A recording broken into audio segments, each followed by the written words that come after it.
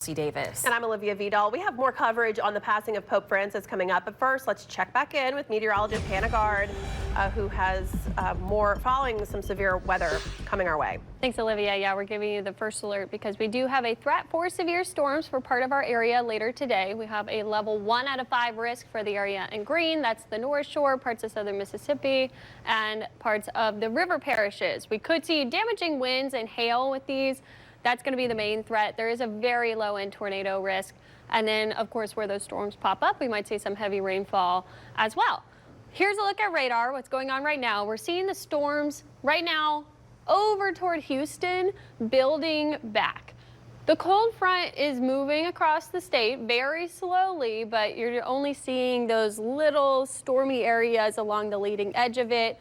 Once we get the daytime heating and that front moves farther to the east, that's when it's going to interact with the ingredients that we have in our area, and we could see some storms pop up. But we've had a little bit of rainfall already near Plaquemines Parish over to the west, so we've already started to see that moisture that we haven't had for about 2 weeks. We haven't had rain. On water vapor, there's a big swirl moving up to the north. That is what brought severe weather to parts of Oklahoma yesterday, but it's now way up to the north. That's why the cold front is not really moving east. This low, kind of detached from the front, moving to the northeast, leading to no steering on the cold front. But we do have a little bit of a low down here that's starting to move eastward, and that will help to create a storm threat. We also have high pressure to the east. The area between these two features is where the lift is. So we'll have daytime heating, humidity, and lift to work with, and those are ingredients for storms. We'll start off with some scattered showers in the afternoon.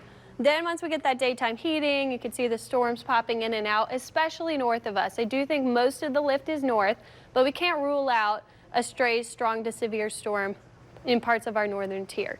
Overnight into tomorrow morning, we could see some more coastal storms. We're going to keep that instability around, and we'll see shower activity scattered across the area. But by the afternoon, we still have that weakness in the atmosphere. We're going to see some storms starting to pop up along the sea breeze and the lake breeze. These could have heavy rainfall, frequent lightning, and we'll have to watch for a street flooding threat. Same thing will happen on Wednesday. After what could be a foggy start, I see a little fog on the modeling there, we'll have another round of some spotty afternoon storms popping up along those boundaries. And you can really see it on this rain potential mapping. Where the sea breeze and lake breeze hit is typically right between Lake Pontchartrain and the coastal areas up the river. That's pretty much where you're seeing those bullseyes of heavy rainfall. So where those storms do pop up, we could see over 3 inches in some places, and that could lead to some street flooding. So the only real severe threat is today, and that's for our northern tier. Many areas won't see much rain at all today. Just scattered showers for a lot of us. Tuesday, Wednesday, that 40% coverage is going to be more storm activity in the afternoon. Lightning possible, and heavy rainfall. Heading into the weekend, we dry out, so that's the good news, and the reason for that is the weakness that's happening here. This is why we see a stormy pattern. We have blues and reds next to each other. We don't have a dominant weather feature. There's just a lot of little waves coming by in the atmosphere. But toward the weekend, the high pressure builds in, and that means warm and drier weather. So we'll be near record temperatures Friday, Saturday, 86. Couple degrees below those records in the upper 80s, and then Sunday we get to 88 degrees, just shy of that record high set in 1987. So it's going to be very warm and very muggy for Jazz Fest for the first weekend, but at least we don't have those higher rain chances to deal with. I do think it's going to be drier than the rest of this week, guys, so that is the good news. But we will be tracking storm chances for the next couple of days. Today, that severe threat, I want to stress this is pretty isolated severe threat.